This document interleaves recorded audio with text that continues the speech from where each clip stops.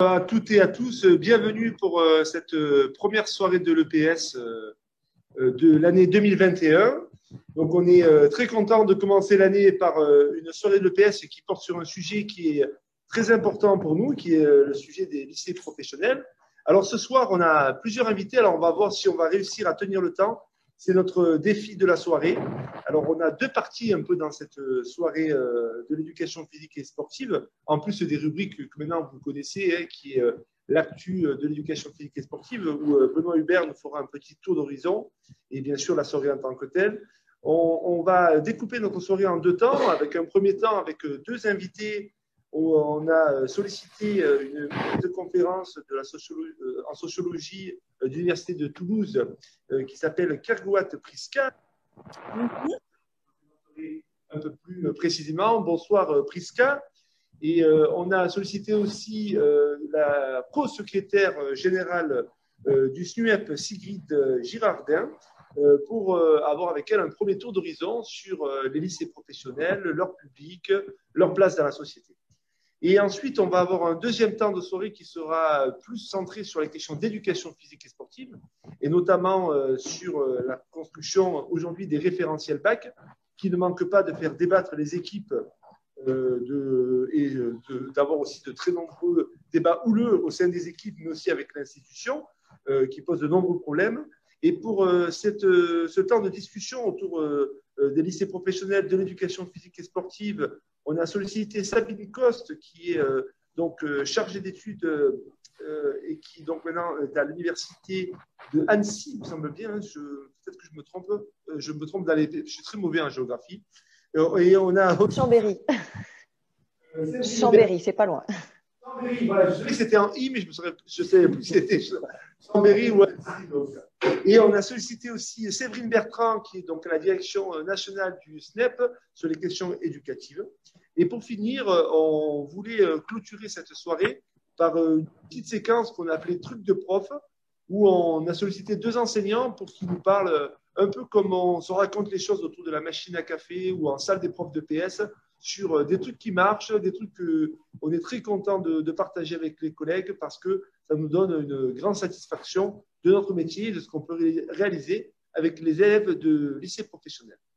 Je vous invite, les collègues qui sont participants, donc là on est à 170 personnes qui sont en ligne, je vous invite à largement partager et commenter sur les réseaux sociaux, ce qui permet qu'on soit beaucoup plus visible et du coup qu'il y ait une diffusion plus large de cette soirée-là.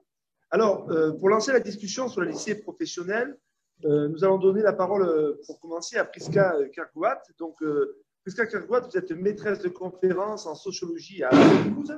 Vous avez travaillé sur et publié de nombreux articles sur la formation professionnelle, les politiques éducatives et la socialisation de la jeunesse.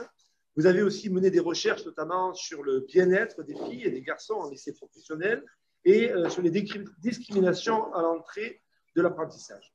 Alors, la première question que j'ai envie de vous poser, c'est est-ce que vous pouvez un peu nous faire une description, un peu un plaisir, mais qui sont finalement ces élèves de lycée professionnel? D'où viennent-ils? Quels sont un peu leur milieu social?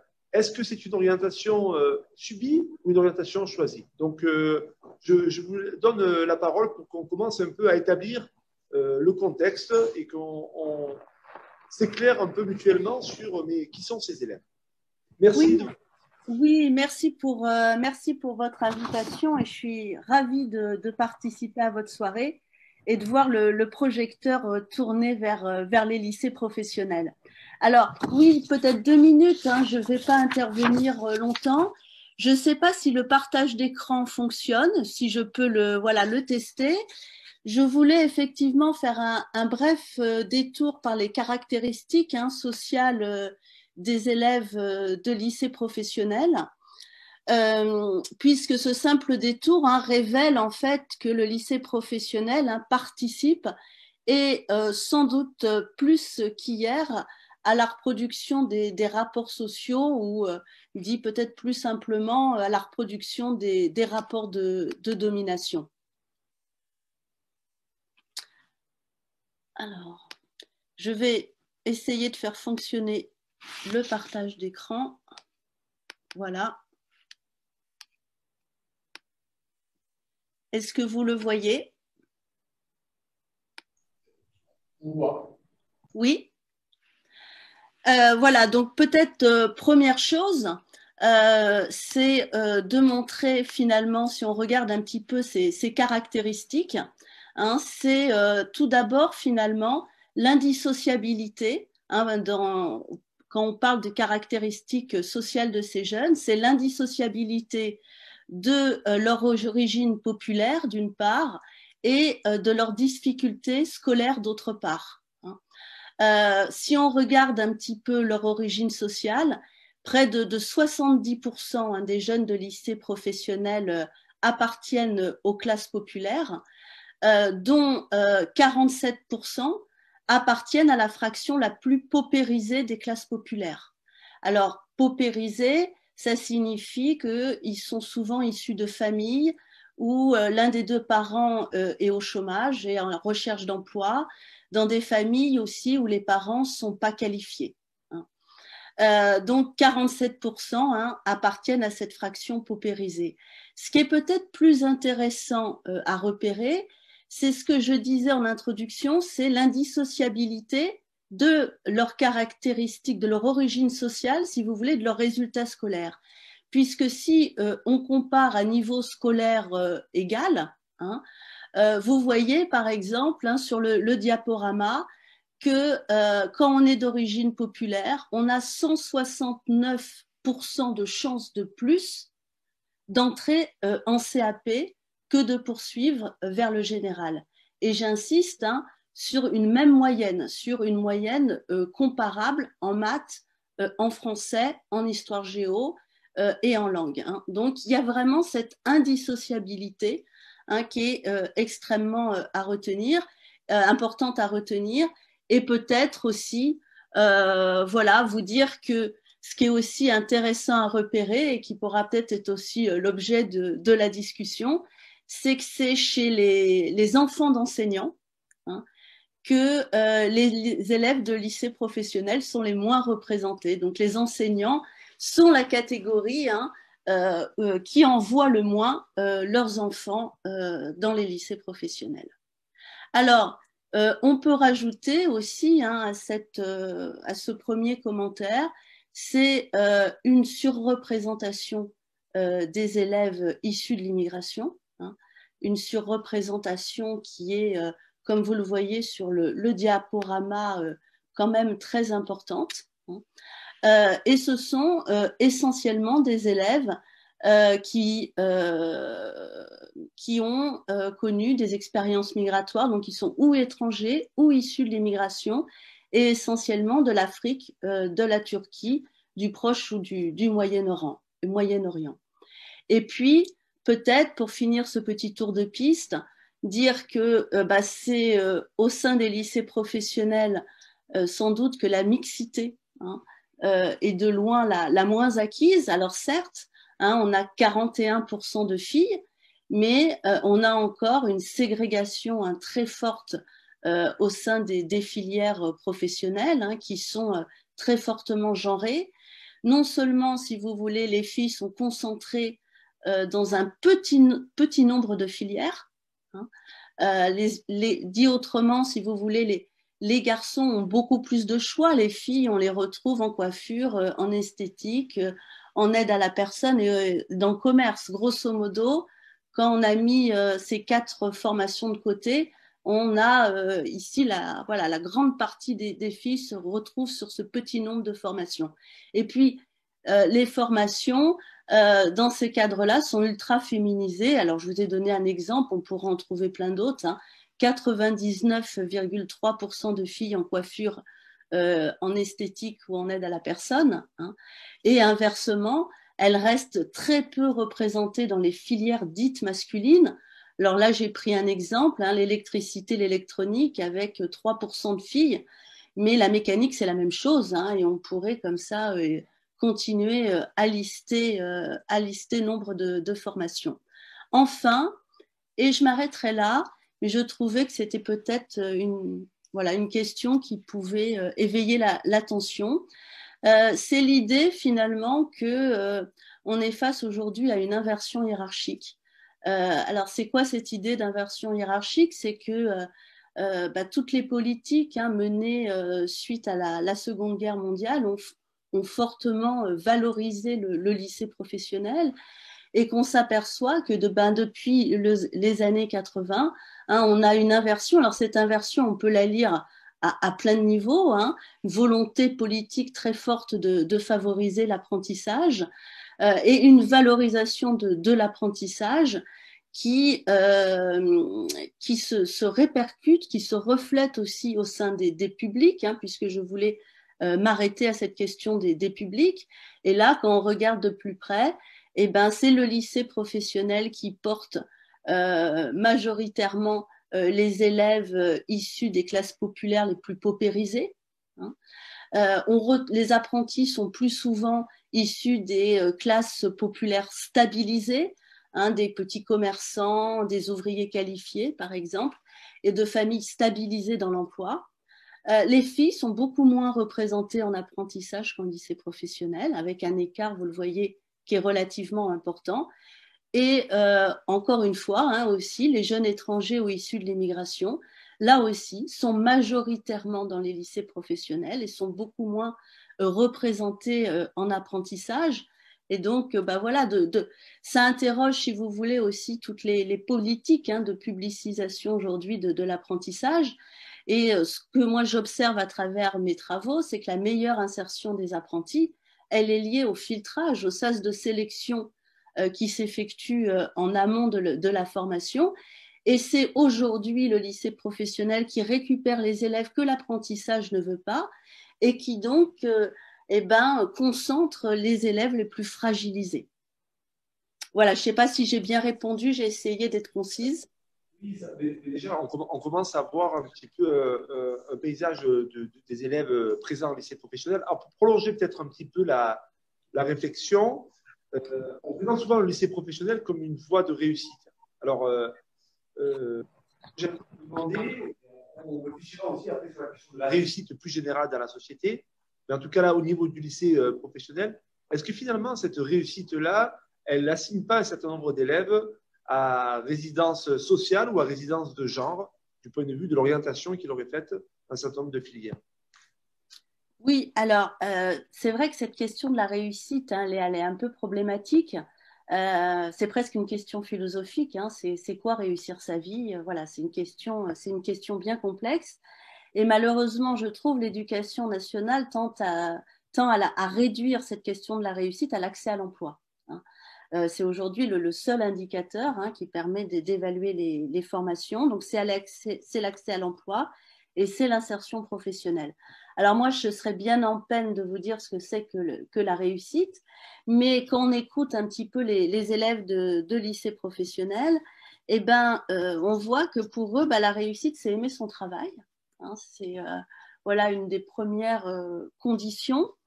Ce qui est aussi très présent dans leur discours, peut-être plus qu'hier, c'est le diplôme. L'importance d'acquérir un diplôme. Et aujourd'hui, c'est vrai que le bac pro apparaît aujourd'hui comme une issue, si vous voulez, honorable, en tout cas plus que le CAP est vraiment une issue honorable. Mais peut-être plus que tout, ce qui ressort dans leur discours, c'est l'importance d'acquérir un métier.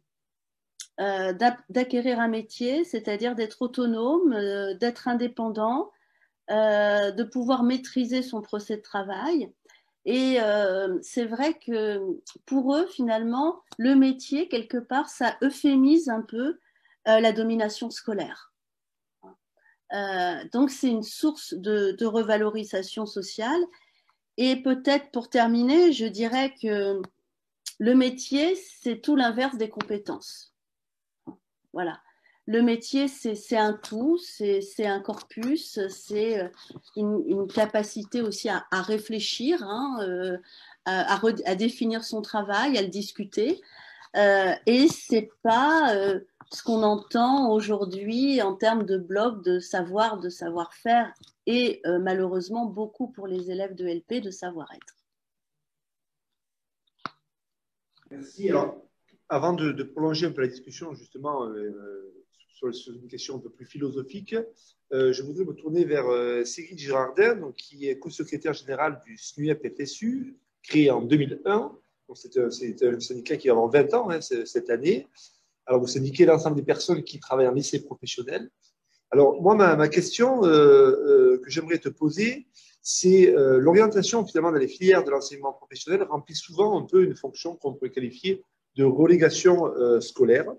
Et tu développes dans un article dans le Carnet Rouge, on pourra d'ailleurs mettre le lien sur le podcast de cette soirée-là, que cela traduit plus globalement un problème de politique scolaire. Alors, est-ce que tu pourrais revenir un peu sur cette idée à travers peut-être l'histoire et justement aussi à travers les réformes en cours? Oui, alors peut-être pour pouvoir répondre précisément à la question, il faut avoir en tête quelques éléments sur la voie professionnelle. Le premier élément, c'est que la scolarisation de la voie professionnelle, c'est-à-dire apprendre un métier dans le cadre scolaire, c'est une exception française et on est assez envié par les pays européens, contrairement souvent à ce qui est dit. Je crois que Prisca a développé par rapport à l'apprentissage. Mais scolariser ces enfants des milieux populaires et les former dans le cadre scolaire, c'est pas arrivé par hasard. Ça a été vraiment le fruit de longs et durs combats entre différents acteurs. Les acteurs sont les organisations patronales qui avant avaient la main sur former les jeunes à un métier, les élus, évidemment l'État et les organisations syndicales et pédagogiques. Faut comprendre aussi qu'en France, il y a deux systèmes qui cohabitent et qui sont en réalité en concurrence. Il y a les lycées professionnels qui scolarisent aujourd'hui 650 000 jeunes, ça a été développé tout à l'heure, et le système par apprentissage qui, lui, s'occupe en gros de 450 000 apprentis. Mais si on veut être honnête et faire des comparaisons justes, parmi ces 450 000 apprentis, c'est 250 000 jeunes qui sont mineurs, c'est-à-dire qui correspondent à peu près à l'âge des élèves qu'on a en lycée professionnel. Ces deux systèmes cohabitent, les deux amènent un diplôme, CAP ou Bac Pro, et ont une visée. Les deux, normalement, devraient avoir la même finalité, c'est-à-dire soit l'insertion dans l'emploi, soit les poursuites d'études. Alors, je voudrais quand même revenir sur cet apprentissage, parce que Prisca l'a dit, c'est extrêmement valorisé aujourd'hui. Il y a d'énormes campagnes sur l'apprentissage. Les ministres, l'État, les organisations patronales le montrent comme un système magique. Des sommes faramineuses sont dépensées. Là, vous entendez tous dans les médias à l'heure actuelle que pour pallier à la crise économique, par exemple, qu'on est en train de traverser et qui risque de s'installer, l'État vient de débloquer 7 milliards.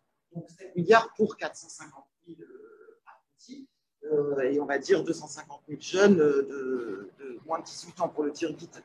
En comparaison, le budget annuel des lycées professionnels pour les 700 000 jeunes, c'est 4 milliards. Donc, on voit bien les choix clairs et nets aujourd'hui qui sont faits par les politiques générales. Alors, l'apprentissage, c'est quoi? C'est un système où les jeunes sont sous statut de salariés. Alors que quand on est sous statut de salarié, avec les aléas, c'est-à-dire qu'ils sont soumis au Code du travail, avec tous les aléas qu'on connaît sur le Code du travail. Son objectif, il est clairement dans une visée économique au service de la rentabilité des entreprises.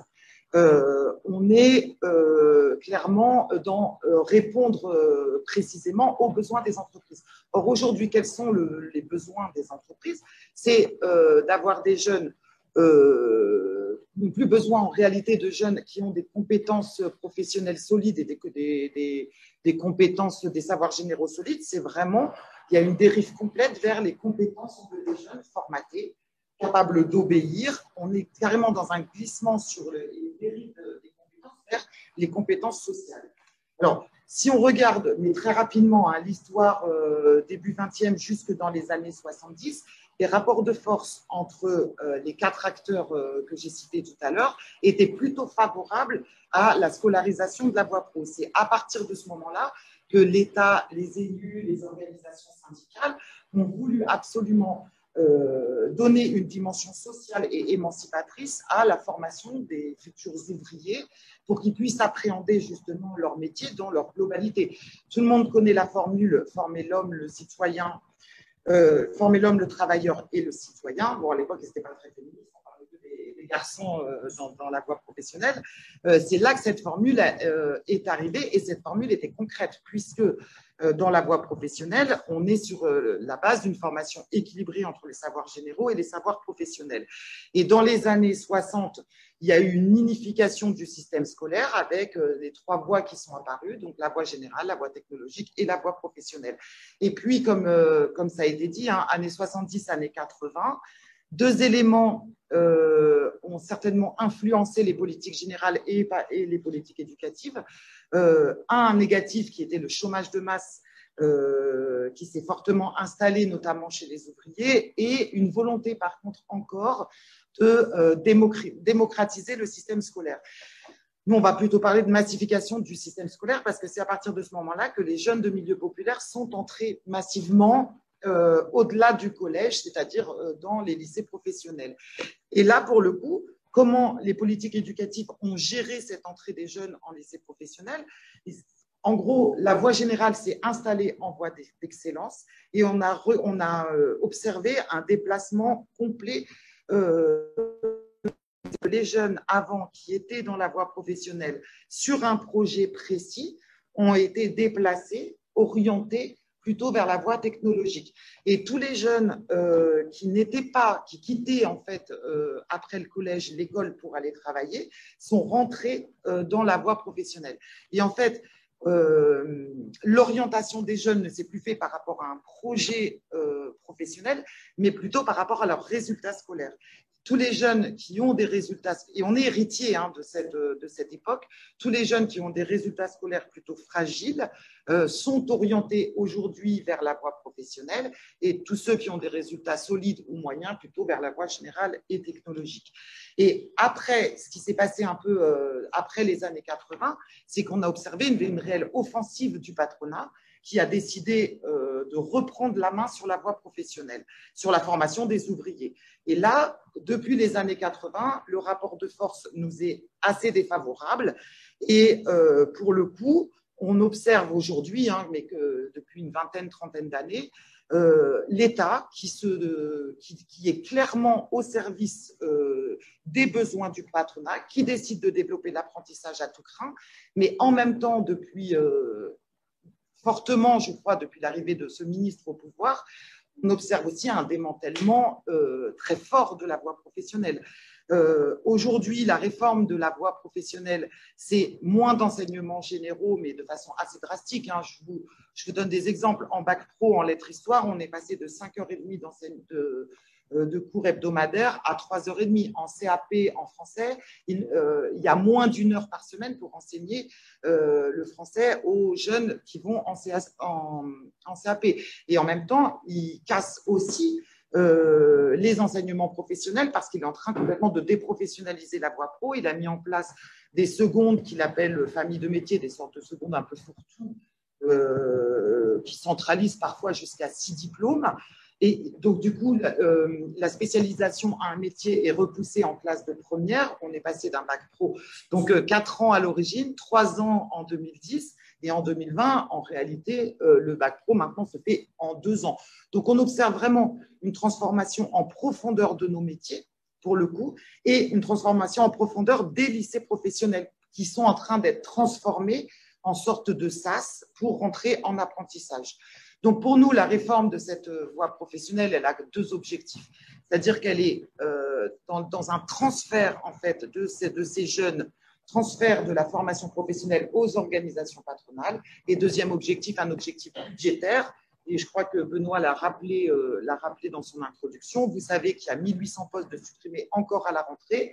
Les dotations horaires tombent dans les lycées professionnels. Évidemment, une grande part de ces 1800 postes de supprimés sont dans la voie professionnelle. Merci pour ce beau tour d'horizon en si peu de temps de l'histoire des lycées professionnels. Alors, je voulais revenir un peu avec Prisca et toi sur justement cette question de réussir sa vie. Finalement, c'est vrai que c'est une question éminemment philosophique.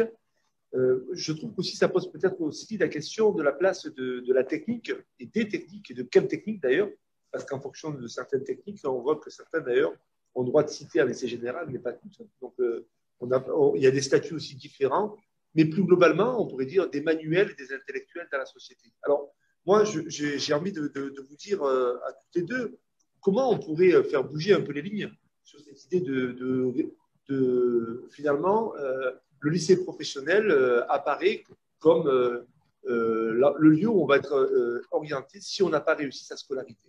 Alors, est-ce qu'on peut aujourd'hui agir là-dessus? Comment on pourrait modifier les choses? Est-ce qu'il faut agir sur les politiques éducatives?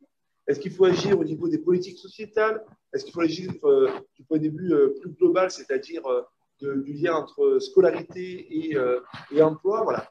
Quel est votre regard un peu sur ce sujet qui est, bien entendu, dans si peu de temps, est quand même très compliqué et que, sans doute, il n'y a pas qu'une solution qui peut se résumer en 3 secondes. Qui commence? Peut-être Sigrid? Si tu veux, ouais. Alors, je suis assez d'accord avec toi. Je pense que les métiers dits manuels sont très peu valorisés, tout le monde le sait. Alors, il y a parfois des interventions médiatiques, c'est magnifique d'être plombier, etc. Mais la réalité, cristallisée, par exemple, les enfants de profs ne mettent pas leurs élèves dans les formations justement pour être plombiers et les enfants de la classe bourgeoise non plus. Alors, en France, on a l'impression que tout est pensé comme si l'ensemble des travailleurs et des travailleuses étaient des cadres. Je pense aux médias, les médias le montrent aussi. Par exemple, on parle en ce moment exclusivement du télétravail. Le télétravail est l'objet de toutes les attentions. Or, si on regarde un peu ce qui se passe dans la société, en réalité, ceux qui peuvent être en télétravail, on va dire, ce ne sont que les cadres et les professions intermédiaires. Si on regarde les chiffres, les cadres et les professions intermédiaires, c'est 43% des personnels. Il y a une invisibilité totale des métiers qui ne peuvent pas être en télétravail. Et je pense évidemment aux métiers d'ouvriers et aux métiers d'employés. Si on regarde les chiffres, les ouvriers représentent encore aujourd'hui plus de 20% de la population et les employés, on est autour de 27%. Donc, ils sont encore plus nombreux que les cadres et les professions intermédiaires. Alors, il y a eu un fait marquant, hein, on va revenir sur l'actualité récente, qui est le confinement. Pendant le confinement et encore à l'heure actuelle, pendant cette crise sanitaire, on a vu quels étaient les métiers qui ont une forte utilité sociale, quels sont les métiers qui ont été en première ligne, quels sont les métiers qui ont permis à l'ensemble de la population de pouvoir être en télétravail, de continuer à aller à l'école, de pouvoir travailler. C'est des métiers d'aide à domicile, c'est les métiers de caissière, c'est les métiers de couturière, je pense aux masques, c'est les métiers de chauffeur routier, etc. Et en fait, ce sont tous les métiers qui étaient invisibles. Ils ont été rendus visibles. Or, aujourd'hui, on les a applaudis, tous ces métiers. Aujourd'hui, les politiques générales, le focus, il est sur le télétravail. Donc, en réalité, les métiers de cadre et d'ouvrier. Aujourd'hui, il y a zéro négociation sur ces métiers. Pourtant, on l'a dit, ce sont des métiers dévalorisés, ce sont des métiers mal rémunérés, ce sont en plus des métiers très féminisés et aucune négociation n'est en cours pour valoriser ces métiers. Donc, syndicalement, ce qu'on porte, c'est évidemment, si on veut renforcer la voie professionnelle, il faut aussi revaloriser tous les métiers qui conduisent il faut revaloriser tous ces métiers pour rendre attractif en fait la formation qui mène à ces métiers. Donc il faut revaloriser évidemment les salaires et les carrières de ces personnels, mais aussi renforcer justement la formation qui conduit à ces métiers. Prisca, par rapport à cette question un peu de réussir, vous avez commencé à l'évoquer tout à l'heure hein, dans votre intervention, réussir aujourd'hui dans la société et la question justement des lycées professionnels où il pourrait sembler, qu'on entend souvent, hein, que ce n'est pas une voie de réussite. Alors, comment on pourrait agir, comment on pourrait travailler cette question-là pour que dans la société progresse cette idée, effectivement, on a éminemment besoin de l'ensemble de ces métiers, comme vient de le dire Sigrid. Je suis complètement d'accord avec ce que vient de dire Ingrid. J'ai pas grande chose à rajouter d'ailleurs. C'est vrai que la spécificité peut-être des lycées professionnels et de l'apprentissage d'ailleurs, c'est d'être vraiment à l'intersection au carrefour de l'école et du travail. Et modifier en profondeur les rapports de domination auxquels participent les lycées professionnels ne peut pas se faire sans effectivement une revalorisation d'un certain nombre de métiers et bien évidemment d'une revalorisation salariale de ces métiers. Donc c'est vrai que le lycée professionnel en tant que tel peut pas résoudre ces problèmes qui le dépassent largement.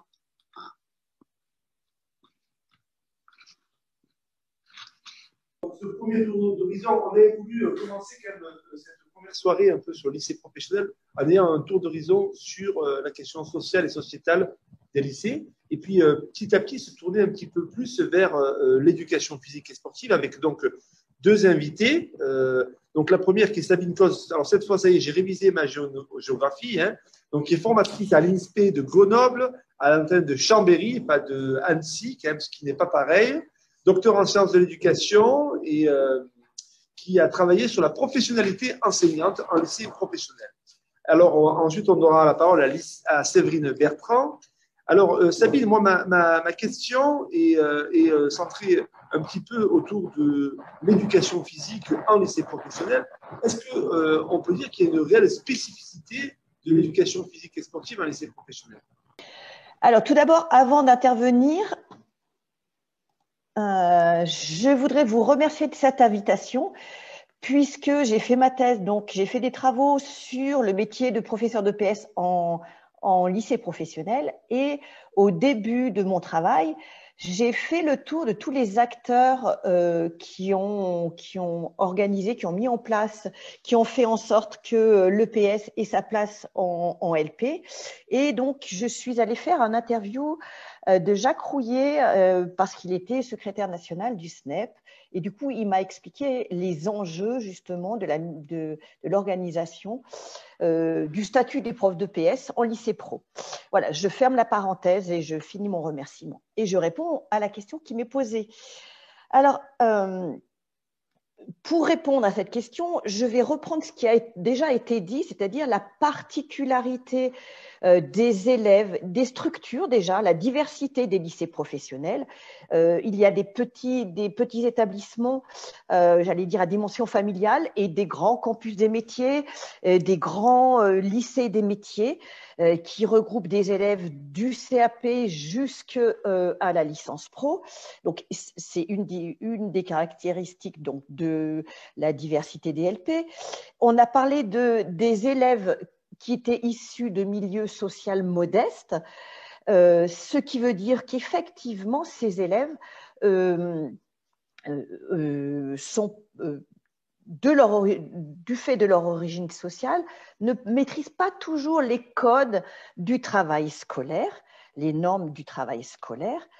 Et je voudrais aussi préciser parmi cette diversité d'élèves, et une chose qui n'a pas été précisée, c'est que depuis 2009, et donc du fait du passage du bac pro de 4 ans en 3 ans, on a vu arriver et remplir les bancs des classes des CAP un flux important d'élèves issus de l'enseignement adapté, des élèves qui arrivaient de CAP, qui arrivaient de SECPA, d'EREA, et un ensemble d'élèves à besoins particuliers.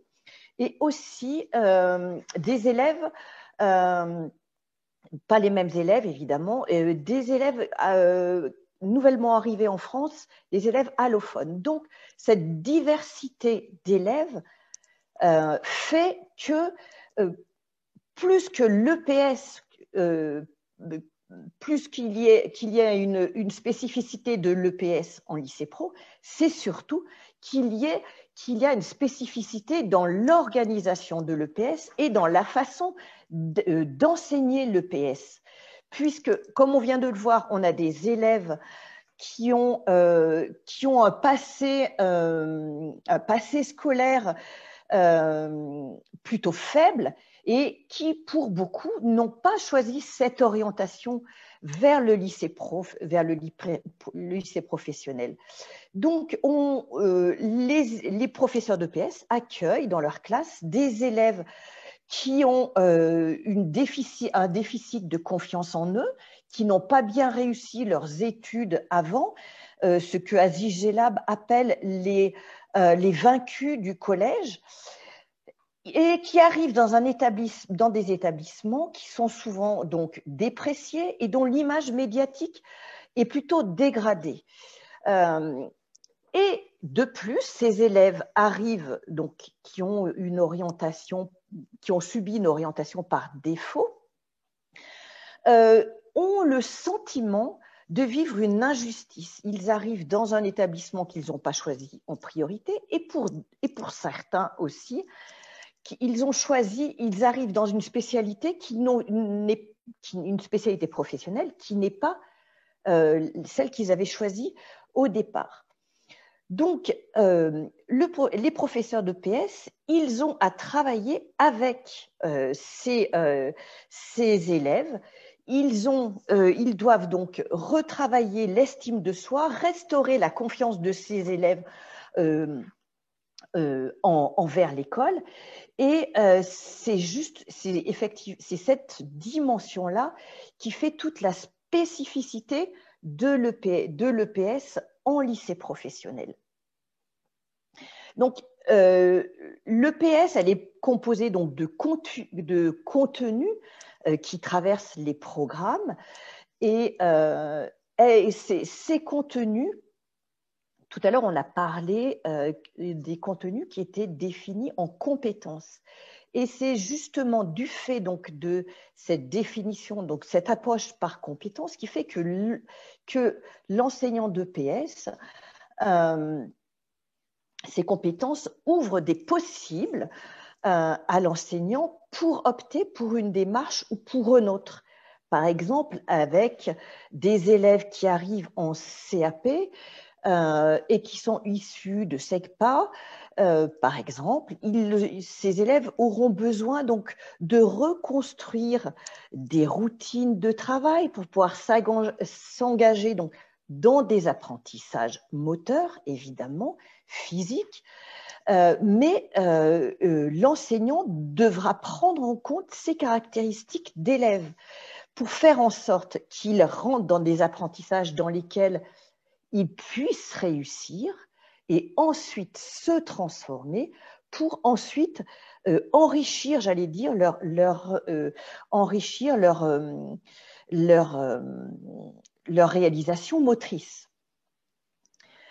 En fonction des filières, donc des classes, le prof d'EPS va avoir des élèves qui seront certainement beaucoup plus en réussite dans les apprentissages, et voire pour certains qui seront je pense particulièrement à des classes de garçons qui sont orientés sur la réussite, sur le score, sur la performance.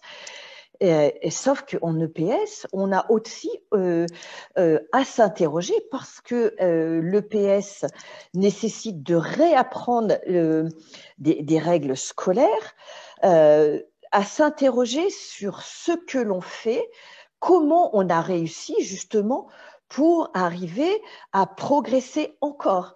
Donc, en fonction donc, des caractéristiques des élèves, les professeurs d'EPS ne vont pas agir sur les mêmes leviers pour engager justement des transformations chez leurs élèves. Donc, dépasser une forme de timidité, des réactions premières d'élèves qui disent « Oh, mais moi, je ne suis pas bon en sport ».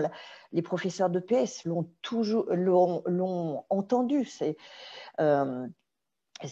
genre de remarques. Donc, agir des leviers différents pour faire réussir tous les élèves. Et puis, je voudrais aussi finir ce propos pour dire qu'en lycée professionnel, il y a une organisation des études qui est particulière. On en a parlé, il y a une alternance entre des cours dans les lycées, dans les établissements, et des PFMP, ce qu'on appelle des stages, des PFMP dans le monde du travail. Et parfois, ces PFMP arrivent en plein milieu d'un cycle, d'une séquence d'apprentissage. Et donc, les enseignants d'EPS vont devoir réorganiser leurs enseignements justement pour faire en sorte que lorsque les élèves reviennent de PFMP, organiser une transition pour que ces élèves se resituent dans un cadre scolaire, parce que l'EPS, c'est 2 heures par semaine, et redeviennent des élèves, et ce n'est pas simple, ça. Donc, les professeurs d'EPS sont obligés de tenir compte de cette dimension particulière, de l'organisation des études. Alors, j'ai parlé des PFMP qui viennent entrecouper les cycles d'EPS, mais il y a aussi cette alternance entre l'enseignement professionnel et l'enseignement général, parce que lorsque les élèves arrivent en EPS après avoir vécu 6 heures, par exemple, c'est un exemple en atelier, c'est vrai que se réinstaller sur 2 heures d'EPS, l'enseignant d'EPS est obligé de prendre en compte les élèves tels qu'ils arrivent pour faire en sorte de les installer dans des situations d'apprentissage. Et le professeur d'EPS est obligé de reconstruire du sens dans les apprentissages de ses élèves pour faire en sorte que ce ne soit pas qu'il y ait de réels apprentissages en EPS. Alors, je ne sais pas si je peux poursuivre mon propos ou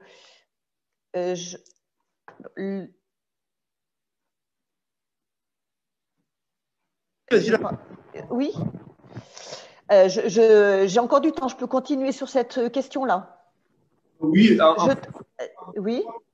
Je te relancer sur une question parce qu'il y a pas mal de choses dans ce que tu dis qui prêtent à discussion. Et oui. On savait de toute façon qu'il y avait des points de vue que oui. pas forcément. Et donc, voilà, c'est intéressant de pouvoir les creuser et les discuter. D'accord.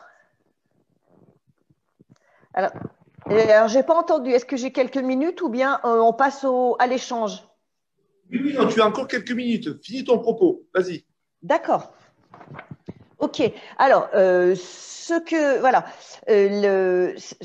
la spécificité donc de l'EPS, donc en lycée pro, et c'est dans les lycées pro, et c'est cette dimension de pluriel, parce qu'il y a une grande diversité de lycées pro, qui me semble être la caractéristique première de l'enseignement donc de l'EPS dans les lycées pro. Tout à l'heure, j'ai abordé assez rapidement le sentiment d'injustice. Les élèves qui arrivent en lycée pro, ce qu'il est intéressant aussi de construire avec eux, c'est de les rassurer, de restaurer cette estime de soi pour faire en sorte que même que ces élèves, ils réussissent en EPS comme ils peuvent réussir ailleurs, dans les autres disciplines. Et l'EPS aussi contribue à la réussite des élèves en lycée pro. Moi, je fais partie des personnes qui pensent qu'il y a une excellence scolaire qui peut aussi se décliner dans les lycées pro.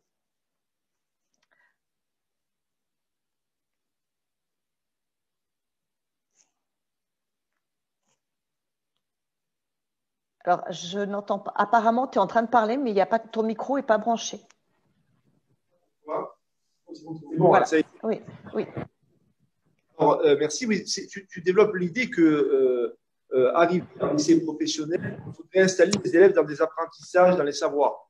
Bon, je suis sûr de cette idée-là, parce que c'est vrai qu'en troisième, ça ne pose pas de problème. Alors, dans l'été, on a envie de se dire, mais qu'est-ce qui s'est passé pour qu'ils n'arrivent plus à s'installer dans les apprentissages sportifs et qu'on soit obligé de faire des tours de passe-passe pour les mettre en activité d'apprentissage. Donc, apparemment, il y a 2 mois décisifs qui, d'un coup, les transforment totalement. Alors, c'est pour plaisanter, bien entendu. Là, reconnaître un certain nombre de discours qui sont développés sur l'éducation physique et sportive, que bien entendu, nous, on discute. Alors, nous, on aime dire, au niveau du SNEP, en reprenant un peu les phrases de Jean-Yves Rochertz, que de travailler à partir des représentations des élèves ou à partir de leur mobile d'agir, pour reprendre la nouvelle langue aujourd'hui de l'éducation physique et sportive, on fait travailler à en partir. C'est-à-dire d'avoir plutôt une exigence du point de vue de la fonction de l'école pour qu'elle soit transformatrice des élèves en termes de savoir et non pas qu'on s'adapte à un préconçu, un présupposé des élèves. Alors, moi, j'ai envie de poser la question, justement aujourd'hui, avec la suppression de cette exigence commune en éducation physique et sportive sur le contrôle en cours de formation, puisque jusqu'à présent, il y avait des référentiels nationaux avec une culture commune exigée. Aujourd'hui, il n'y a plus de culture commune exigée dans les savoirs. Est-ce qu'on ne va pas avoir finalement une accentuation encore plus importante de la dérive que je perçois vers finalement une survalorisation des compétences sociales, d'être gentil à l'heure et de pouvoir une dévalorisation des savoirs, comme si être en lycée professionnel interdisait aux élèves de devenir très compétents en escalade, de savoir nager, courir, faire des sports collectifs. Bon, je ne vois pas quoi 6 heures d'atelier change fondamentalement la nature des choses par rapport, par exemple, à un cours de français. Est-ce qu'un cours de français doit aussi faire un ensemble de compétences pour les mettre au travail en littérature? Bon, voilà, je suis assez surpris de ce regard-là. Alors, je pense, je n'ai pas dit que l'EPS était une discipline de seconde zone, loin de là mon propos, tout au contraire. Alors, sur le CCF et sur la transformation des élèves, ma position et ce que j'ai pu constater, c'est que les exigences attendues en termes de réalisation motrice, en termes de savoir moteur, c'est incontournable pour les élèves pour atteindre les niveaux qui sont requis. La motricité, c'est le cœur de la discipline. Donc, on ne peut pas faire fi des réalisations motrices des élèves.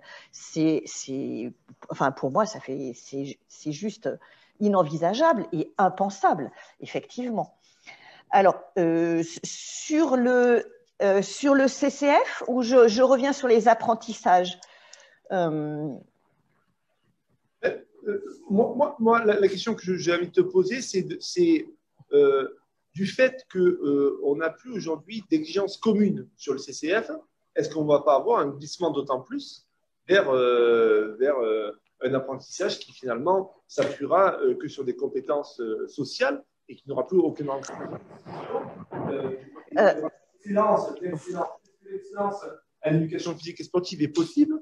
Comment on va pouvoir avoir une culture commune de ces élèves, étant donné qu'il y a une explosion totale de ce qui, jusqu'à présent, peut faire un cadre commun pour les élèves?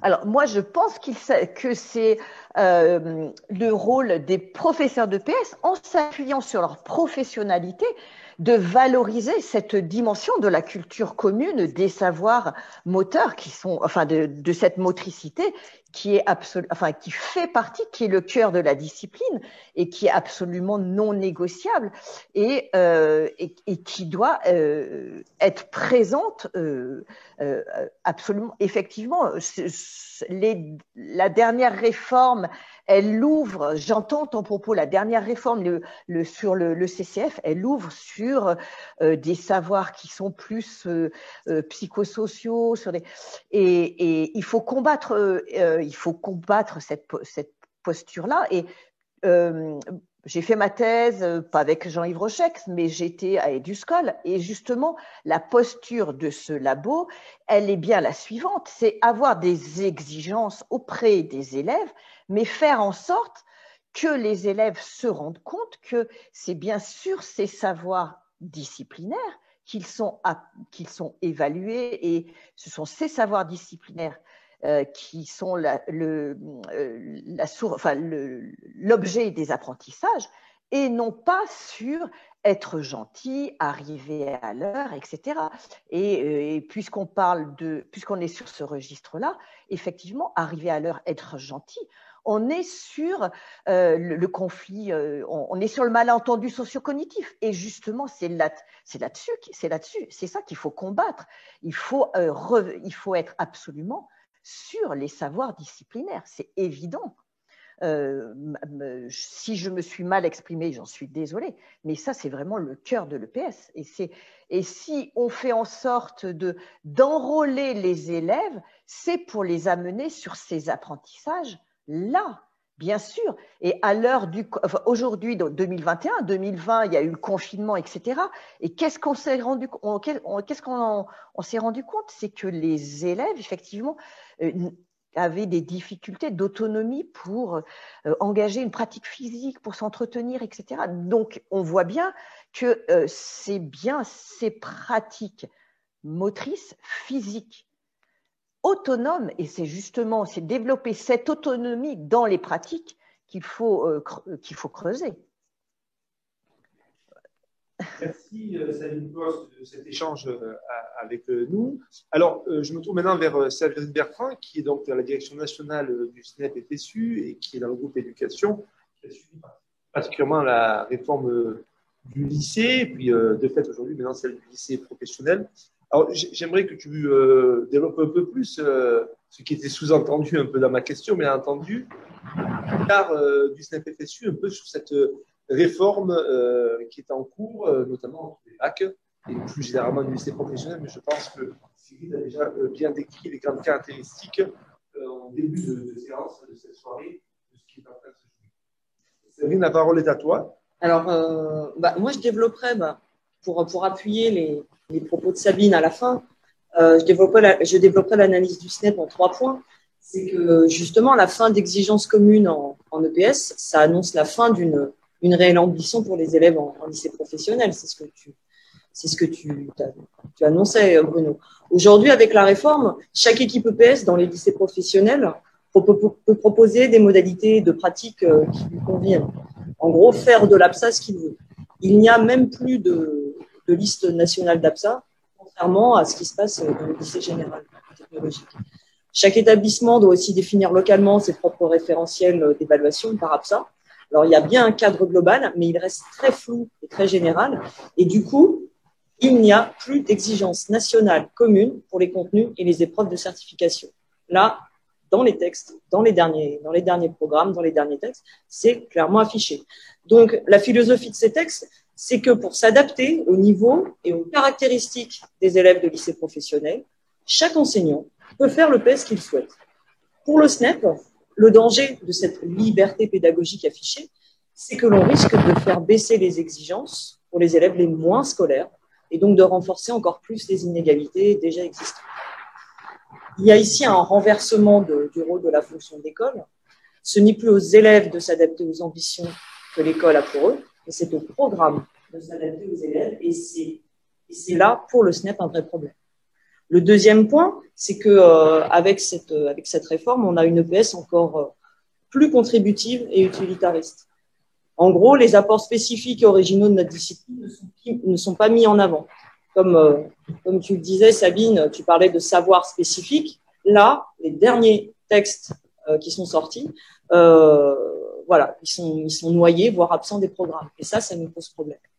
Ce que le SNEP dénonce, c'est le caractère contributif qui est donné à l'EPS dans les lycées professionnels, comme si elle visait principalement à l'insertion professionnelle. Notre analyse est de dire que cette vision est extrêmement réductrice. L'EPS, comme toutes les autres disciplines, a des savoirs spécifiques qui apportent à la formation générale et à l'ouverture culturelle. Or, ce n'est absolument pas mis en avant dans les programmes. On pourrait même dire de manière un peu caricaturale, mais c'est juste pour faire comprendre les choses. C'est un peu comme si on devait apprendre à nager un futur jeune plombier uniquement pour le préparer à gérer d'éventuelles fuites d'eau. Donc, quelque part, c'est un peu ironique, c'est un peu caricatural, mais c'est pour vraiment faire comprendre le message. Ce constat, en plus, il est d'autant plus flagrant quand on compare le programme de l'EPS à ceux des autres disciplines, parce que quand on se plonge dans les programmes des autres disciplines, les autres disciplines mettent en avant les savoirs spécifiques. Et nous, en EPS, on est vraiment loin de ça. Puis le dernier point, dans nos programmes, on a des contraintes sur la programmation. Alors pour les collègues EPS, on a l'obligation de faire 2 cycles de CA5, l'incitation à faire moins 2 cycles de CA1, de CA4. Et ça, ces mesures, elles n'existent pas en lycée général. C'est uniquement dans la voie professionnelle. Donc ça questionne un peu sur l'enjeu de l'ouverture culturelle.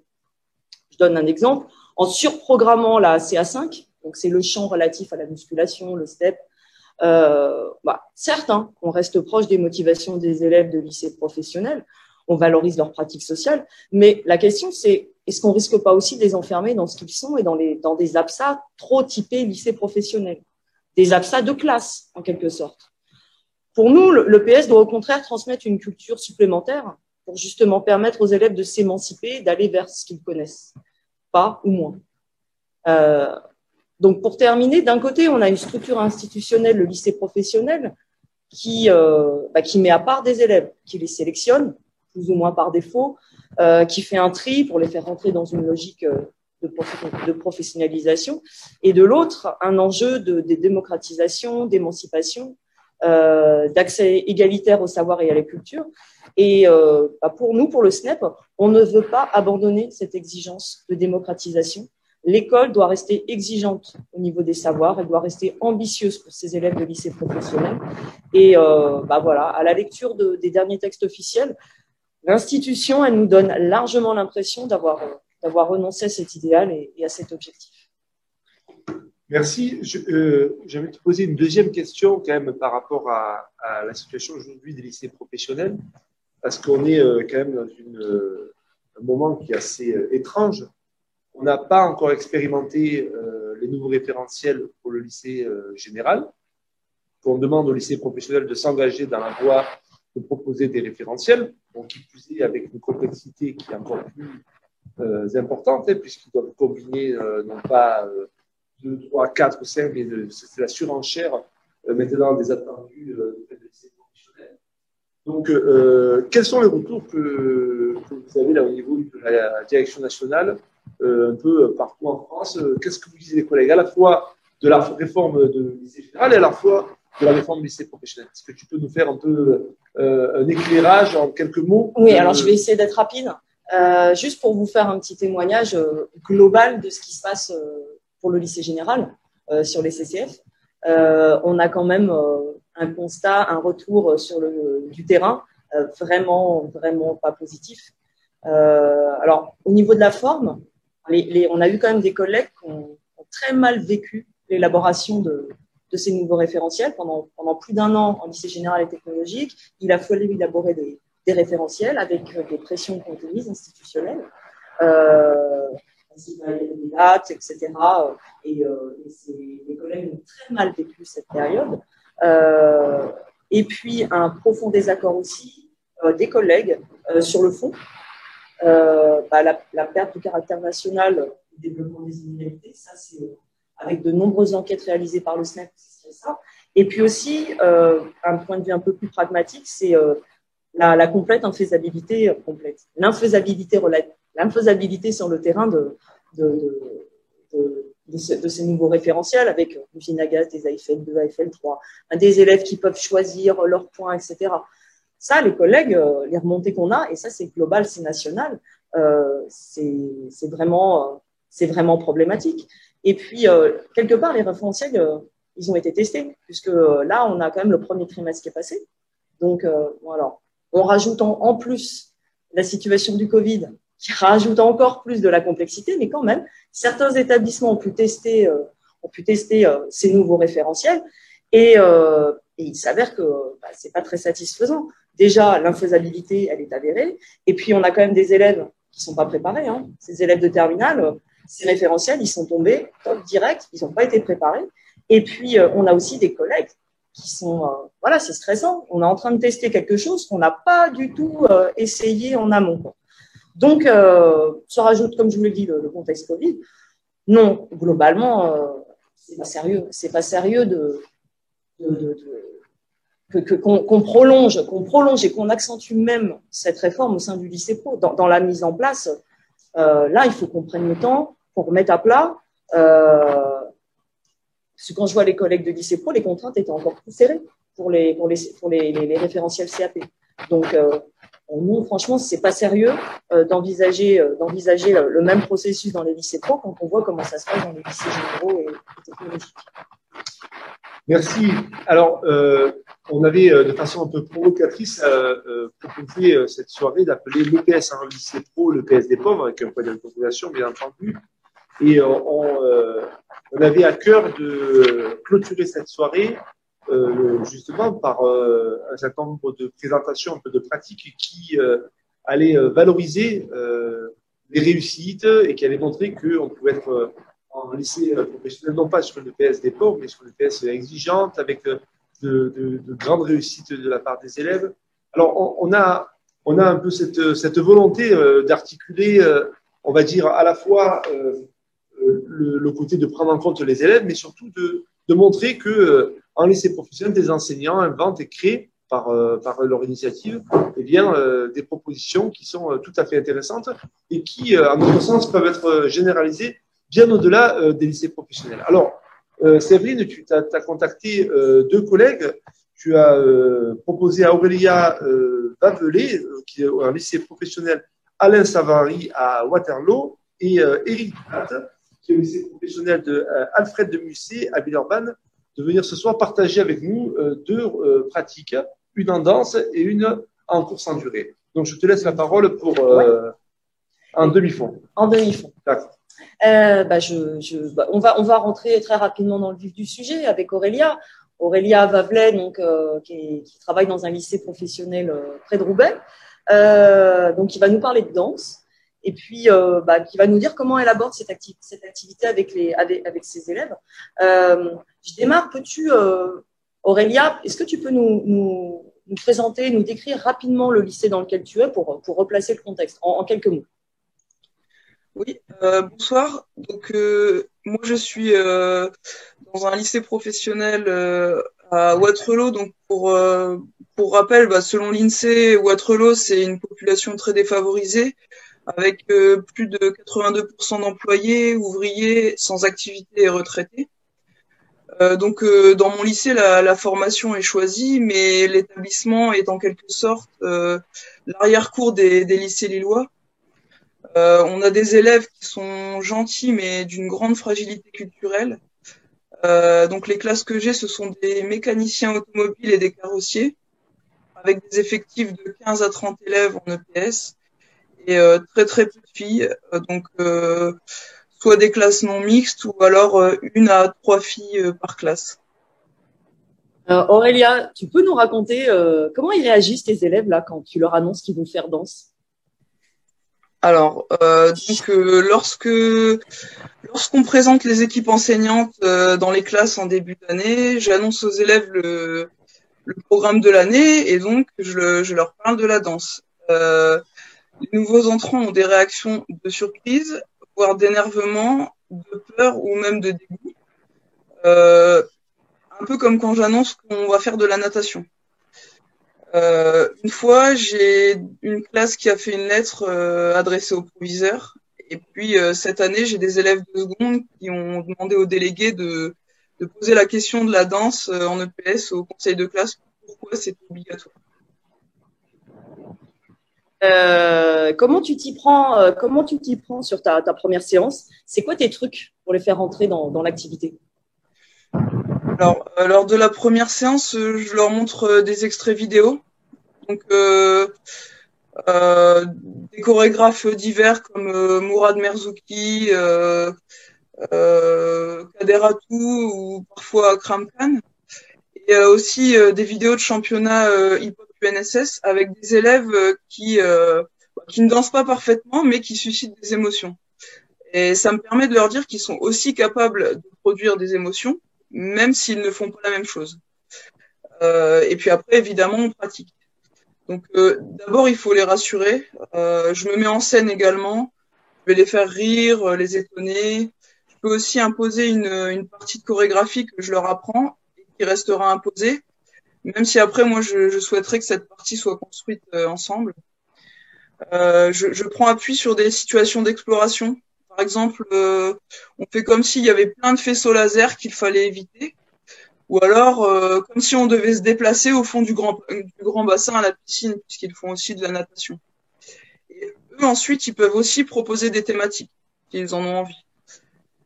Progressivement, j'ajoute des exigences. Par exemple, un passage au sol, une action de rouler, glisser, tourner, sauter, des croisements de danseurs, un porté, une situation de déséquilibre à deux, un passage en solo face au spectateur, etc. Autrement dit, une même situation se déroule tout au long du cycle et se complexifie. À chaque fois, ils doivent intégrer ce qu'on a travaillé pendant la séance dans leur chorégraphie.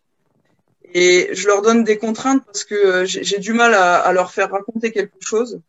Par contre, je me centre sur les émotions qui guident les gestuels. Et par exemple, on déroule un petit passage en étant triste, ensuite le même en étant joyeux, et avec le ressenti du spectateur, on regarde ce qu'on a modifié. Et pour terminer, une dernière question, Aurélia. Qu'est-ce qui est important pour toi quand tu enseignes la danse? Qu'est-ce qui te guide dans ton exigence par rapport à tes élèves dans cette activité?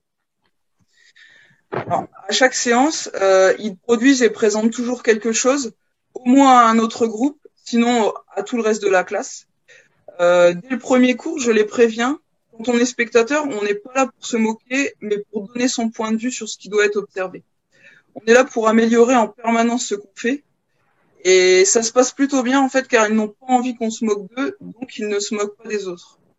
Beaucoup de choses se jouent dans le relationnel. Je les rassure, je les valorise beaucoup, même si je demande des choses précises. Les élèves ont besoin de retours positifs, même s'ils ont parfois des retards moteurs assez importants.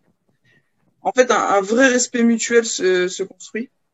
Les interprètes sont très sensibles et intéressés par ce que disent les spectateurs. Tout en ne faisant pas de compétition, je m'inspire du rituel des rencontres de hip-hop. Chaque groupe passe devant les spectateurs qui, en retour, donnent leur point de vue. J'ai remarqué qu'ils sont peut-être plus sensibles au retour de leurs camarades qu'aux miens. Ils les prennent très très au sérieux. L'observation est guidée, les spectateurs ne regardent pas passivement. Quand les danseurs donnent à voir, il faut bien que les spectateurs offrent en retour ce qu'ils ont perçu, ce qu'ils ont ressenti. Par exemple, ils doivent proposer un thème, spécifier l'émotion ressentie, ou ils peuvent être sollicités pour apprécier l'interprétation. On se construit progressivement des critères sur la qualité technique,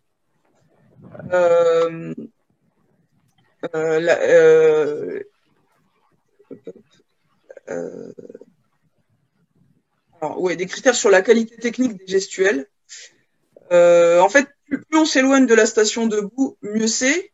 Plus on mobilise différentes parties du corps autres que les bras, les jambes, la colonne vertébrale, diverses articulations, la tête, mieux c'est. On se pose la question de savoir est-ce que les mouvements vont bien jusqu'au bout, est-ce qu'ils se prolongent, ou alors encore on va se centrer sur l'écriture, sur l'usage des procédés de composition. Par exemple, apprécier la synchronisation entre les danseurs. Puis les élèves repartent travailler sur les points à améliorer après la présentation. Au total, ils ont droit à 2 présentations, mais ça arrive que les élèves soient pris dans une spirale de progrès et veuillent à nouveau travailler pour passer une 3e fois afin de montrer les améliorations et les transformations. Donc en fait, pour finir, les élèves sont confrontés à la même démarche que les artistes. Ils sont confrontés aux mêmes problèmes que des danseurs professionnels qui travaillent avec un chorégraphe sollicitant ses interprètes.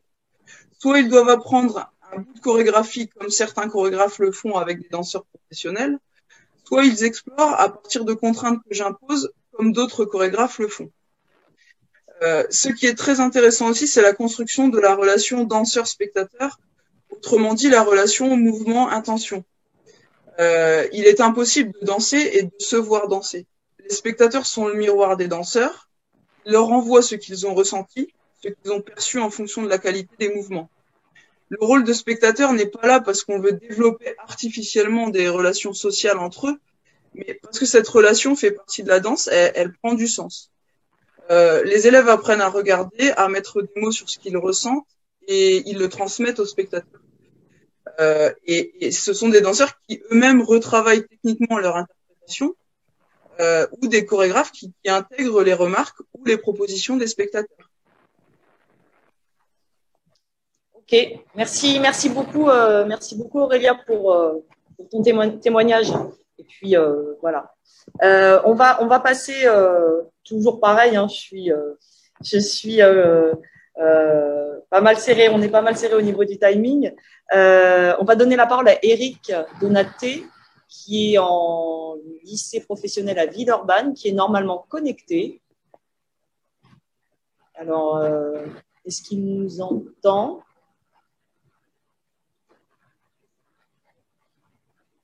Alors, je vais juste profiter de l'intermède pour vous dire que les collègues qui seraient intéressés pour continuer le travail engagé là sur le lycée professionnel d'éducation physique et sportive, vous pouvez envoyer un mail à Séverine. Christian, celui qui est au chat, là, il va vous mettre le mail dans le chat. Et comme ça, on vous recontactera pour qu'on prolonge un certain nombre et de débats qu'il y a dans le chat actuellement, mais aussi éventuellement pour que vous puissiez apporter votre contribution, votre regard par rapport à l'analyse qu'on peut faire aujourd'hui des référentiels en lycée professionnel, des conséquences et comment on peut travailler ensemble pour que notre voix soit entendue. Alors, Dominique, je ne sais pas si tu as pu enclencher ta caméra et ton micro. Non, c'est Eric. Il est connecté, mais il n'a pas la parole. Alors, Eric, voilà. Ah, ok. Bonjour. Ah, je crois que c'est bon. Eric. Oui, je crois que c'est bon. Bonjour, Eric. Pardon, bonjour, ça marchait pas la vidéo, je sais pas, excusez-moi. Parfait, maintenant tu es là. Écoute, comme pour Aurélia, première petite question, est-ce que tu peux rapidement te présenter pour placer un peu le contexte, ton établissement, tes élèves? Eh ben, Eric Donat, donc ça fait à peu près 10-11 ans que je travaille en LP. Donc moi là c'est ma 5e rentrée scolaire au lycée pro à Villeurbanne. Donc on est un petit lycée, hein, il y a environ 350 élèves avec des filières industrielles, donc MEI, MELEC, des filières tertiaires, donc avec la transformation de la voie pro et le regroupement des métiers en seconde qui a été évoqué, on a des GATL en seconde qui passent ensuite chez nous en transport et logistique en première et terminale. Tu vas nous présenter ta démarche en demi-fond. Je sais que tu avais préparé un PowerPoint pour être un peu plus clair. Alors, je ne sais pas si tu arrives à le partager. Eh ben, on va regarder ça. Tac. Est-ce que ça marche? Ça marche. Alors, donc, avant de commencer, juste un petit mot, en fait, en réponse à ce qu'a dit tout à l'heure Bruno à Sabine. Finalement, alors moi, je partage juste le point de vue sur la perte de culture commune et de référentiels communs avec la disparition des référentiels. Mais là, alors, c'était pas prévu, mais finalement, je pense que par rapport à la question qui a été posée, mon intervention, elle va en partie permettre de montrer comment les représentations spécifiques des élèves en LP, eh ben, c'est un vrai moteur, d'une part pour permettre de l'engagement, mais aussi pour favoriser une vraie construction de savoir. Donc on est en demi-fond. Donc très rapidement, moi je vais juste rappeler que pour moi le demi-fond en CA1, c'est la production d'une performance maximale médiée par la maîtrise d'allure. Et donc ça demande de gérer une dialectique entre coopérer et s'opposer, mener, c'est le lièvre, et attaquer. Et donc en fait moi ma démarche, elle est basée, et ça je le dis aux élèves, sur le courir avec pour être efficient, et on leur explique ce que c'est l'efficience, et le courir contre pour gagner. Donc ça, on va le faire à travers prioritairement du travail intermittent à haute intensité. Et là, c'est ce que je vais montrer. Donc sur notre dispositif, on va mettre en place une zone de départ. Donc je précise qu'on n'a pas de piste, on a un terrain en synthétique et on trace tout ça à chaque cours. Donc une zone de départ, une zone de contrat pour les groupes de VMA qui va se matérialiser avec une porte d'entrée, un milieu de zone et une porte de sortie. Donc, les élèves ils vont courir en aller-retour entre ces deux dispositifs. Donc, de la zone de départ vers le milieu de la zone de contrat. Ils récupèrent dans la zone de contrat, ils retournent dans la zone de départ, ils récupèrent dans la zone de départ, et ainsi de suite. Ce dispositif-là médian que j'ai proposé, on va le multiplier par 3, et donc on aura une zone plus éloignée pour les groupes de VMA plus élevés en rouge, une zone plus rapprochée pour les groupes de VMA en vert. Donc on aura 3 groupes de VMA, une zone de départ commune, et chaque groupe aura sa propre zone avec une couleur de clos spécifique, et chaque élève dans le groupe aura des chasubles de la même couleur. Ça permet vraiment de cadrer l'activité des élèves et de la rendre facilement intelligible, facilement lisible pour l'enseignant. Donc là, je vais développer l'exemple d'une séance où il y a 3 blocs de 6 minutes de 30-30, mais après, on le fait évoluer dans le cycle avec du 45-45, etc., etc. Donc sur le bloc 1, les élèves vont courir pendant 6 minutes en aller-retour. Et là, on va leur dire qu'on est dans une logique de courir avec. Donc, le but, c'est que chaque groupe de VMA doit rester compact et homogène. À l'aller, il faut arriver au coup de sifflet dans la zone de contrat. Et au retour, tout le monde doit arriver au coup de sifflet dans la zone de départ. Quand on fait ça, qu'est-ce qu'on observe? Les élèves ils vont improviser des rôles, consciemment ou pas, et finalement, peu importe, pour atteindre collectivement, pour certains et pour d'autres individuellement, l'objectif. Donc, on va avoir des élèves qui vont être plutôt meneurs. Ils vont essayer d'amener le groupe dans la zone au bon moment. Des élèves qui vont être plutôt suiveurs, eux, ils vont se contenter de suivre le groupe et d'essayer d'arriver dans la zone, ce qui est très bien parce qu'ils sont en activité. Et des régulateurs qui, verbalement, vont conseiller d'accélérer, de ralentir, encourager, etc. À l'issue de ce bloc de 6 minutes de 30-30, avec les élèves, on va vraiment essayer, donc je dis, de causer demi-fond. Donc, en fait, on va les questionner pendant la récup, sur comment est-ce qu'on maintient son allure. Et là, ça va être l'occasion d'amener des conseils, d'amener du contenu d'enseignement sur la foulée, sur le rôle des bras, sur la respiration. On va leur demander quand est-ce qu'il faut plutôt mener. Donc là, je peux développer juste pour cet exemple-là. On va leur dire, je vais plutôt mener le groupe quand je me sens bien, quand je me sens à l'aise pour atteindre la zone en 30 secondes. Quand est-ce que je dois m'abriter dans le groupe? Plutôt quand je suis un peu plus en difficulté, je sens que ça devient plus difficile pour moi d'atteindre la zone en 30 secondes. Quand est-ce qu'on remonte, du coup, quand on s'abrite? Je vais remonter le groupe plutôt dans les lignes droites parce que ça va me demander de contourner le groupe et si je le fais dans les virages, ça va me demander plus d'efforts car plus de distance. Comment se placer dans le virage? Du coup, plutôt à la corde, etc., etc. Donc là, pendant la récup, on commence à mettre en réussite les élèves individuellement et collectivement. Et en fait, comment? On leur donne les clés pour répondre aux problèmes que leur a posé notre dispositif. Et ces clés, en fait, c'est des contenus d'enseignement.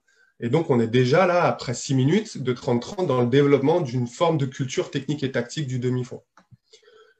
À l'issue de cette discussion-là, on enchaîne sur le deuxième et après le troisième bloc de 6 minutes de 30-30. Donc, ces 2 blocs suivants, c'est là où ça devient un peu plus subtil. Ils sont organisés en 4 minutes de 30-30 de courir avec, où là, c'est la même chose que lors du premier bloc. Puis 2 minutes de 30-30 dans une logique de courir contre. Et là, le but, c'est de gagner. On va leur dire, il va falloir gagner. Donc, sur la 5e course, donc sur la 5e minute de 30-30, on va leur demander de gagner son groupe de VMA. Donc, comment? En coupant en premier la ligne de sortie de la zone de VMA. Donc, on les voit ici.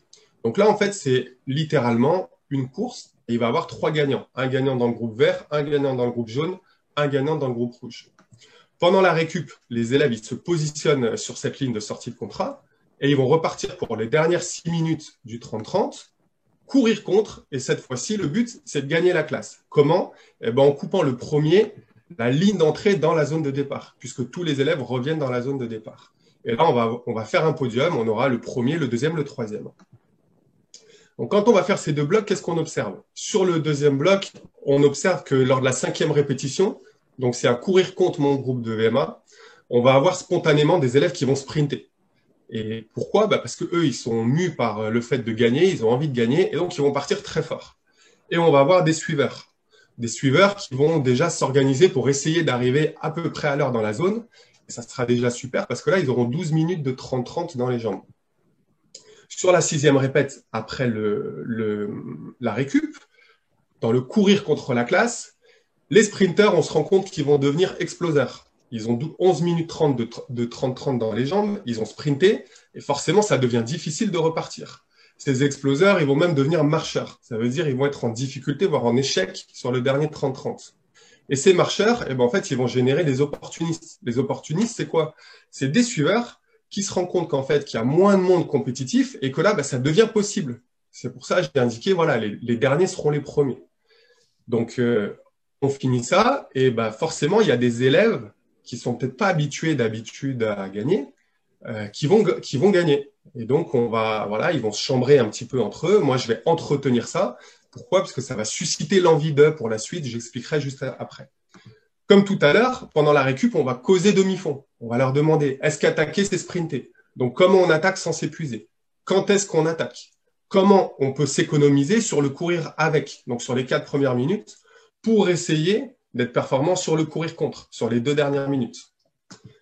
Donc là, encore une fois, ici, on joue sur les mobiles d'agir. Donc, c'est là où ça fait écho un peu à la question de tout à l'heure. On joue sur les mobiles d'agir et ça, bah, ça permet aux élèves d'accéder à notre conception de la CA1, ce que j'ai dit, l'idée de se dépasser, de la performance maximale et de ce qui fait le cœur du demi-fond. La mobilisation maximale des ressources, la production d'une perf en coopérant pour s'économiser, puis en s'opposant et en se dépassant pour gagner. Et surtout, ce qui est intéressant dans un cadre scolaire, je rebondis sur l'estime de soi qui a été évoquée. Là, avec ce dispositif, on donne à chacun une vraie opportunité de gagner son groupe et peut-être même de gagner la classe, ce qui est intéressant. Et donc, on est bien encore dans le développement, l'affinement d'une culture technique et tactique du demi-fond. On passe sur notre 3e bloc dans la même logique, 4 minutes de courir avec, 2 minutes de courir contre. Et là, ben, les sprinters, ce qu'on observe généralement, c'est qu'en fait, ils se transforment en suiveurs. Pardon, ils se transforment en attaquants, excusez-moi. En attaquant, pourquoi? Bah parce qu'ils ont un peu régulé leur activité. On a fait émerger des contenus, voilà, sur le est-ce qu'attaquer c'est sprinter, quand attaquer. Et les suiveurs, eux, ils vont rester suiveurs. On arrive à 17, 18 minutes de 30-30 et c'est très très bien qu'ils s'accrochent pour finir. À l'issue de cette récup, là, à l'issue de ce 3e bloc, on va encore causer demi-fond. On va leur demander, par exemple, comment est-ce que vous avez fait pour ne pas exploser après le premier courir contre? Donc là, ben voilà, on a géré l'attaque, on n'a pas sprinté, on a réfléchi à quel moment j'attaque par rapport à la ligne d'arrivée et comment vous avez maintenu l'effort quand c'est très dur. Donc là, on repart sur des contenus vraiment sur la motricité, le rôle des bras, la respiration, la pose des appuis, etc. Une fois encore ici, ben, en jouant sur les mobiles d'agir, ce qu'on fait, c'est qu'on les incite à mettre en œuvre les solutions techniques et tactiques abordées pendant les récup précédentes. J'ai mis, c'est aussi le chambrage des élèves et de ma part, bah, qui génère l'envie d'essayer de prouver qu'on peut gagner 2 fois de suite. Et ça, c'est un vrai moteur. Et cette envie, eh ben, elle fait que les élèves vont avoir plus tendance à se concentrer sur des notions de technique, de respiration, de placement dans le groupe et de construction de l'attaque, et pas juste sprinter. Là, ben, on arrive vraiment sur le 3e bloc et en lien avec la séance suivante, l'affinement de la culture technique et tactique du demi-fond. Eric, moi j'avais une question à te poser. Parce que voilà, ta discussion est très très précise, je pense que le temps qu'on te donne n'est pas suffisant. Mais pour terminer, moi j'aurais une question à te poser. Comment t'en es arrivé à proposer cette situation-là pour tes élèves là, de lycée pro? Pourquoi tu penses qu'elle est pertinente pour ces élèves-là? Bah, l'idée, en fait, à la base, c'est un peu le thème là d'aujourd'hui. On est en lycée pro, mais on essaie de proposer une espèce de qualité qui favorise une vraie réussite et pas une réussite que j'appelle un petit peu formelle, où en fait on déplace le curseur de la réussite pour faire réussir tout le monde. Donc à la base, bah, ça, à mon avis, ça demande 2 choses. Ça demande d'avoir des contenus qui sont ambitieux et ça demande un vrai engagement de l'élève pour acquérir ces contenus. Et en demi-fond, c'est pour ça que c'est intéressant de parler du demi-fond, parce qu'il y a un vrai problème là, ça vient heurter en fait, parce qu'en demi-fond, le problème de l'engagement des élèves, on peut a priori penser que ça va être difficile de les engager. Or, on en a parlé un petit peu, ces élèves, ils ont des vraies caractéristiques. Moi, je pense qu'ils sont vraiment mus par les émotions, par les représentations qu'ils ont des situations qu'on leur propose et par le sens qu'ils attribuent à ces situations. Pour le dire d'une manière différente, c'est des élèves qui ne sont pas forcément dans le conformisme, comme peuvent l'être des élèves plus scolaires. Et du coup, c'est des élèves qui sont assez exigeants par rapport à ce que nous, on va leur proposer. Et donc là, en fait, moi, l'idée, c'est de faire écho à ça et de renvoyer à la conception de la C1, en fait, où produire une performance maximale. Et non pas en se centrant sur les allures comme une finalité, mais en se centrant sur les allures comme un moyen de gérer une dialectique entre courir avec et courir contre. La gestion des allures, qui d'habitude peut être un peu rébarbative et mettre en échec les élèves, bah là, en fait, elle devient un moyen de satisfaire mon besoin. Et donc, en fait, là, l'idée, le problème professionnel, finalement, il est résolu en retournant la logique de l'activité. Là où, spontanément, on pense que le demi-fond, ça vient un peu heurter l'engagement des élèves parce que c'est une APSA difficile, etc. En prenant en compte ça et en le structurant comme ça, ben en fait, cette activité, elle est susceptible de susciter l'engagement. Et en jouant sur les leviers émotionnels, le fait de gagner sur des leviers culturels, l'image qu'on a de l'attaque, du lièvre, voilà, ça les engage et ça les incite à se centrer sur des savoir-faire, sur des savoir-être techniques, tactiques, spécifiques et qui sont exigeants et ambitieux. Merci Eric, merci Aurélia d'avoir partagé avec nous vos pratiques du quotidien. Désolé de vous mettre un peu la pression temporelle. Bon, on a un temps contraint, c'était une première soirée. On voulait traiter beaucoup de choses, à la fois un regard sociologique et puis même historique, grâce à Cyril qui a fait un balayage rapide à travers l'évolution du lycée professionnel, de la formation professionnelle. Souvent, on finit par un kiosque. Que ce soir, je ferai juste le référencement. Vous pourrez lire sur le site du STEP FSU les chroniques des 2 ouvrages qu'on devait présenter ce soir. L'EPS, l'élève lycéen en EPS, approfondir son expérience en 23 APSA, sous la direction de Maxime Travers et Nicolas Mascret et Olivier Ray. Donc, vous retrouverez la chronique sur le site du STEP FSU, je pense, jeudi ou vendredi. Et puis, un deuxième ouvrage qui m'a vraiment marqué là, pendant les vacances, qui est l'ouvrage de Liliane Thuram aux éditions Philippe Ray, La pensée blanche. Et je vous invite et vous encourage à le lire parce qu'effectivement, autant on peut penser les choses à partir de sa classe sociale ou à partir de son genre, on peut aussi les penser à partir de sa couleur de peau. Et Liliane Thuram fait une belle œuvre d'éducation populaire. Merci encore à toutes les intervenantes de ce soir et aux intervenants. Écoutez, on vous retrouve pour la prochaine soirée de l'éducation physique qui sera le 3 février, qui sera sur le thème de enseigner et entraîner les sports collectifs. Et puis, sans plus attendre, écoutez, je vous dis une bonne soirée et à très bientôt. Et je vous invite bien sûr à partager sur les réseaux sociaux largement cette soirée. Merci encore à tous les participants et puis bonne soirée à toutes et à tous.